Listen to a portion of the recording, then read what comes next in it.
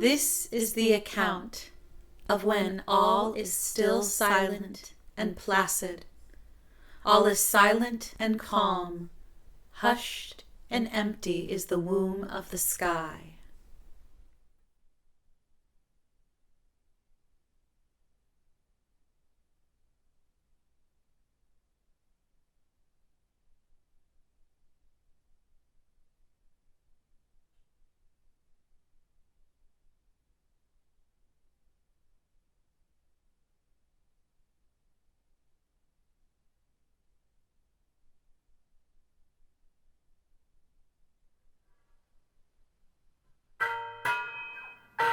Once the center of Mayan civilization, Guatemala had been reduced by centuries of Spanish rule to an impoverished outback when, at the turn of the 20th century, a coffee boom drew investors, marketers, and railroad builders to the tiny Caribbean nation. The descendants of Spanish colonizers planted coffee on large estates, fincas, worked by Indian laborers. Coffee linked Guatemala to a world market in which Latin American, African, and Indonesian producers competed to supply buyers in Europe and the United States with low-priced beans.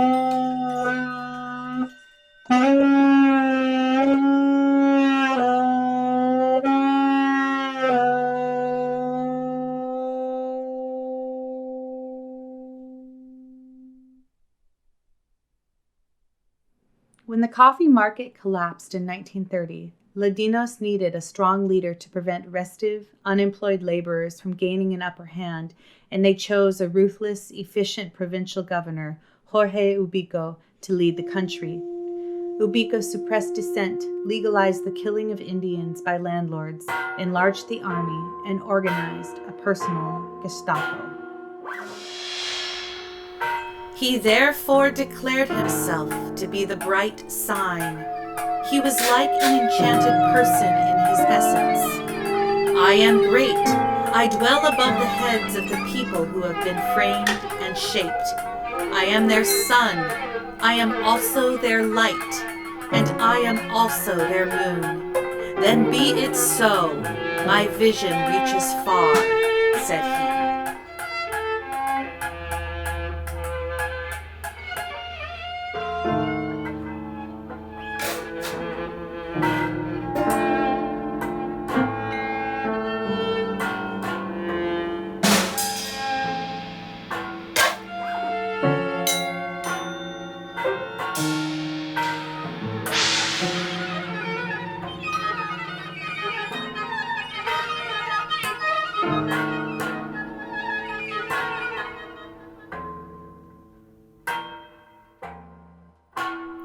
The Boston-based United Fruit Company became one of Ubiko's closest allies. Its huge banana estates in Tiquisate and Banner occupied hundreds of square miles and employed as many as 40,000 Guatemalans. These lands were a gift from Ubiko, who allowed the company a free hand on its property. United Fruit responded by pouring investment into the country, buying controlling shares of the railroad, electric utility, and telegraph. It administered the nation's only port and controlled passenger and freight lines. The United Fruit Company executives could determine prices, taxes, and the treatment of workers without interference from the government.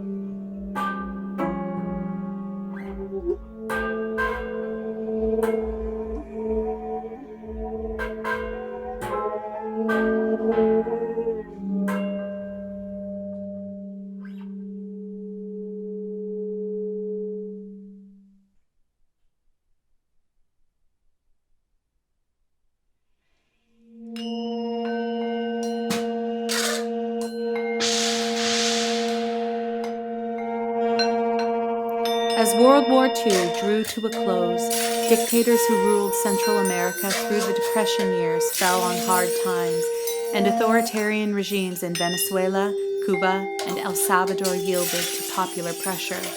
Inspired by their neighbors' success, Guatemalan university students and teachers resisted military drills they were required to perform by the army. Unrest spread, and in June 1944, the government was beset by petitions, public demonstrations, and strikes. When a soldier killed a young school teacher, a general strike paralyzed the country, and the aged, ailing dictator surrendered power to his generals.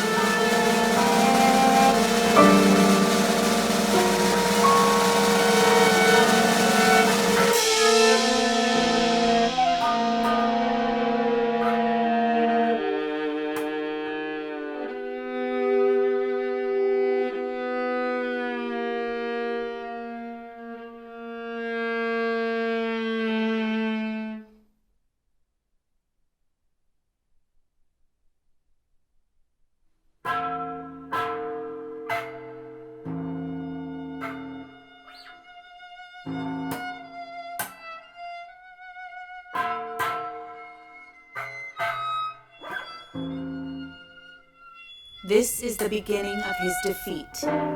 Thus the boys said, "Good shall never come of this. People will never be able to live here on the face of the earth. Thus we will try to shoot him with our blowguns. When he flies over his food, we will shoot him, thus causing him to be afflicted. Then his jade, his gold and silver, his jewels, his glittering things, and all things over which he keeps vigil will come to an end."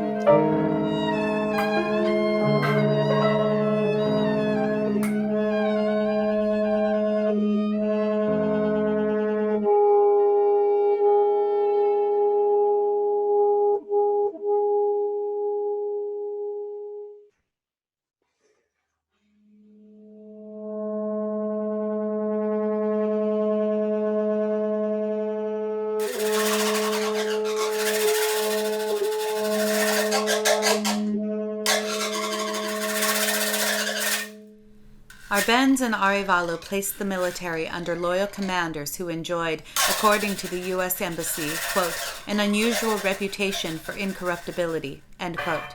Unions enthusiastically supported Arbenz's candidacy, expecting him to be more progressive than Arevalo. Rightists made a final bid to usurp power in the days before the election. Along with a few followers, a purged lieutenant, Carlos Castillo Armas, mounted a quixotic attack on a military base in Guatemala City. He believed army officers, inspired by the spectacle of his bravery, would overthrow the government and install him as president. Instead, they threw him in jail.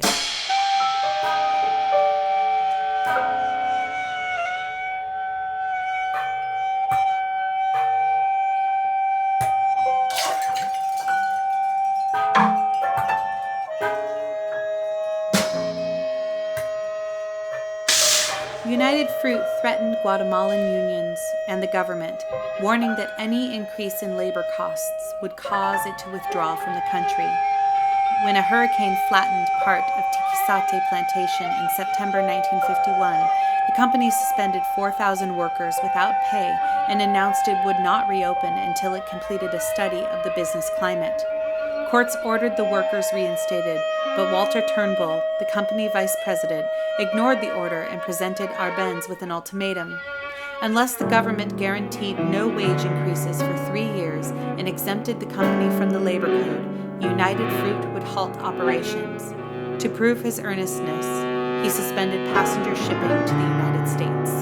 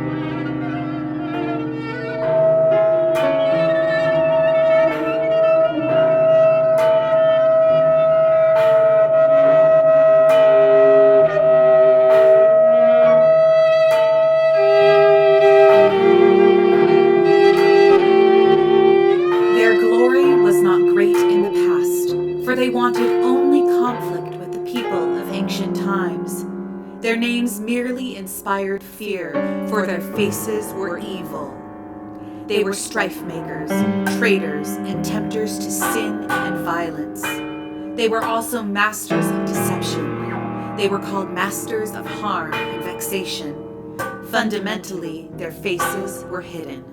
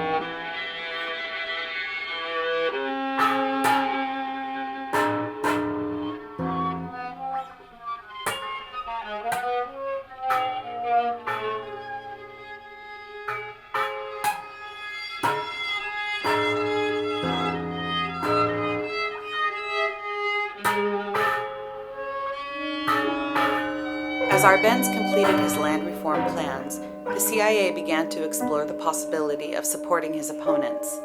Agency officials believed that Guatemala was headed for eventual communist takeover and that the opportunity to act was rapidly passing. In April 1952, State Department officials welcomed Nicaraguan President Anastasio Somoza to Washington on his state visit. American officials had regarded Somoza as a pariah throughout the 1940s, but now the dictator received a state dinner and was escorted to meetings by Major General Harry Vaughan, Truman's personal military advisor. Somoza told State Department officials that, if they provided arms, he and Castillo Armas would take care of Arbenz. Castillo Armas produced a battle plan calling for invasions from Mexico, Honduras, and El Salvador. The incursions would be coordinated with internal uprisings.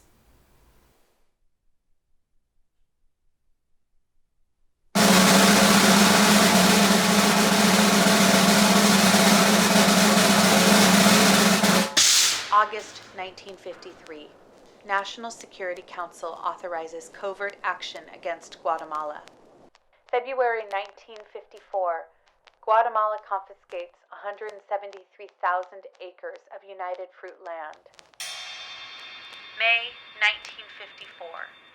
U.S. Navy begins Operation Hard Rock Baker, sea blockade of Guatemala.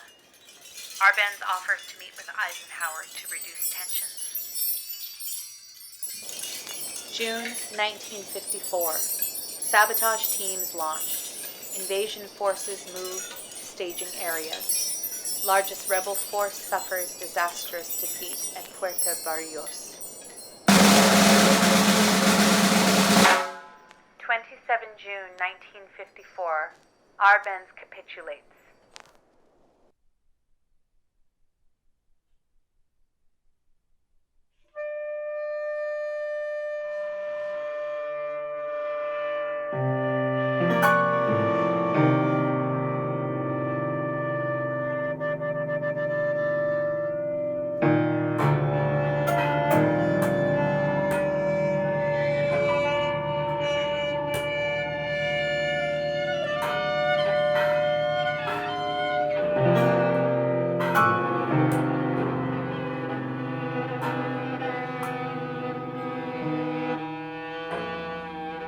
Aftermath of the overthrow of Arbenz, the government set about destroying the country's former social democratic and communist leadership and their organizations. Hundreds of peasant and labor activists and intellectuals faced detention, torture, and sometimes death. Fear forced others into exile or withdrawal from political life. The armed conflict officially began November 13, 1960, when the discontented army officers, many of them trained in the United States, attempted a coup d'etat against the corrupt and unpopular government of General Miguel Ydígoras Fuentes. The incident led to the formation of Guatemala's modern revolutionary movement and, in response, the creation of a counterinsurgency state.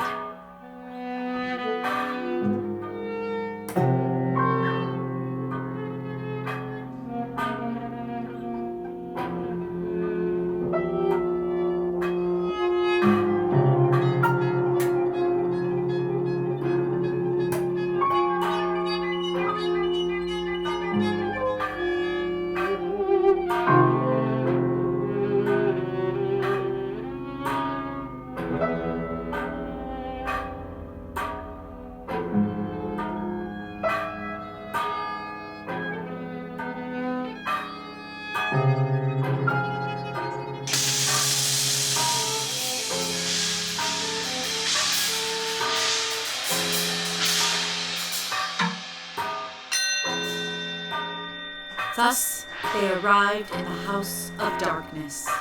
There was nothing but darkness inside that house. Then the Jababans gathered their thoughts.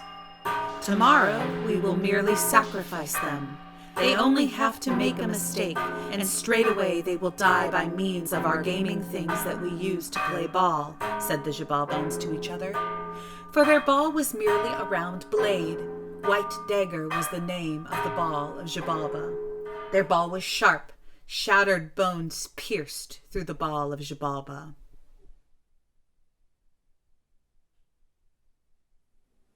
Armed guerrillas typically harassed army troops and then slipped back into the mountains.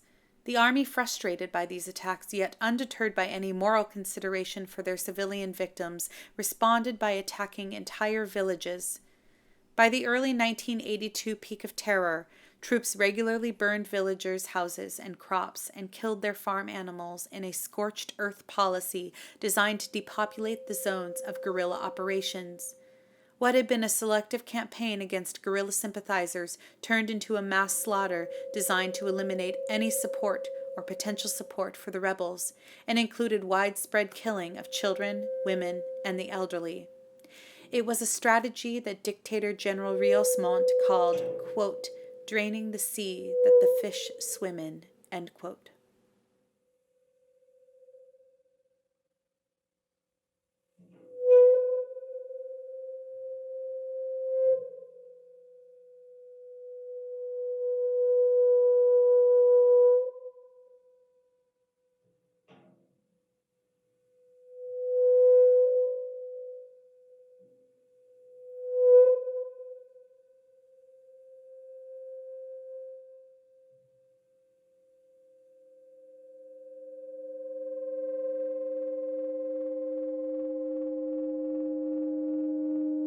Thus, they caused the face of the earth to be darkened, and there fell a black rain, a rain that fell both day and night.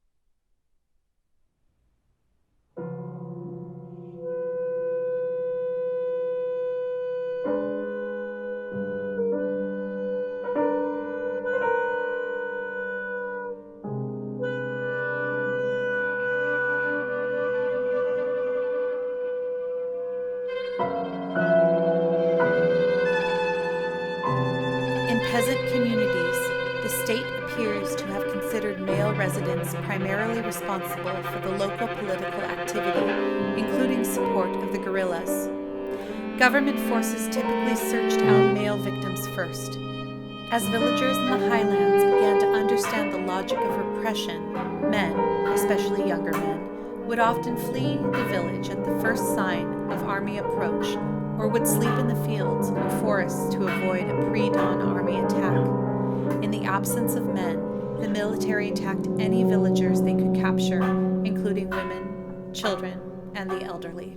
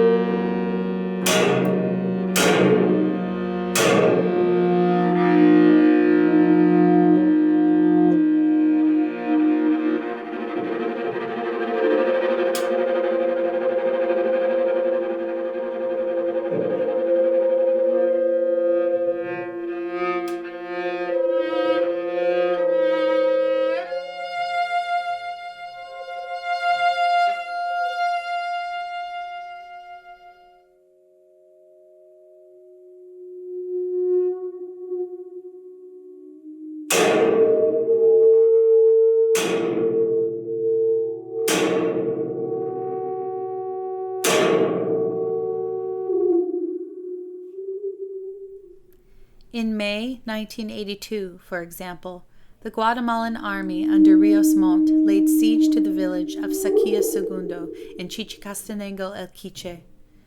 Though few men remained in the village, the army killed who they could. On May 8th, 23 children. Por favor, señores de la subversión, tomen nota de lo siguiente. 10 days later, the army's elite caibiles returned to Saquilla Segundo, conducting a house-to-house search and killing 25 children, 15 women, 3 of them. Solo el ejército de Guatemala, si no dejan las armas, ustedes nosotros les vamos a quitar las armas. Ustedes, porque si no dejan las armas, nosotros bien, porque si no dejan las armas, no se irá a fusilar más asesinados en las orillas de las carreteras. Se irá a fusilar solo el ejército de Guatemala.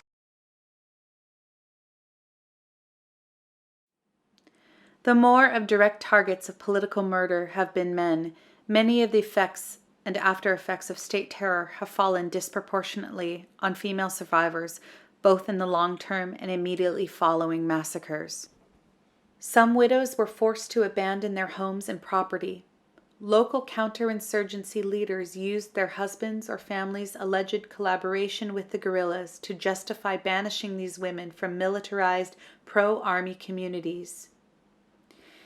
In extreme cases, rape victims had to deal with unwanted pregnancies and raise alone the children of their rapists. In communities where civil patrol authority took an especially gruesome form, some widows spent the years following the height of counterinsurgency terror serving patrol leaders in a form of long-term sexual slavery. Yet it would be a mistake to view women simply as victims. State terror and the experience of survival pushed women to take up non-traditional roles beyond the household domain and have helped make women leaders in the reconstruction of Guatemalan society. For example, women have taken a leading role in the development of the human rights movement and in the resistance to military rule. Women activists, like men, have often paid for their politics with their lives.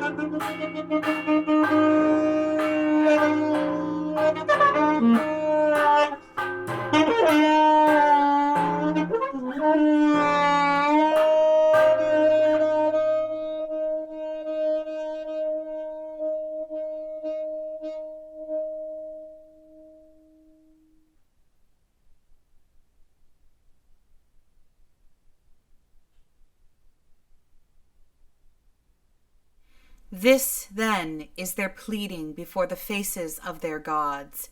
This is the crying out of their hearts. Ye, please you hurricane, and you heart of sky and earth, you who give abundance and new life, and you who give daughters and sons. Be at peace, scatter your abundance and new life. May life and creation be given. May there be no fault, confinement, shame, or misfortune. May no deceiver come behind them or before them. May they not fall or be wounded. May they not be dishonored or condemned. May they not fall below the road or above the road. May they not be stricken or have impediments placed behind them or before them. May you place them on green roads and on green pathways. May they not be blamed or confined. Do not hide yourselves from them, nor curse them. May their existence be favored, so that they may be providers and sustainers to you, to your mouths and to your faces. You, heart of sky, and you, heart of earth. You, bundled glory, and you as well, Tochil, Awalish, and Hakavitz, womb of sky and womb of earth, the four sides and the four corners. May there be only light, only security within your mouths and before your faces, O gods.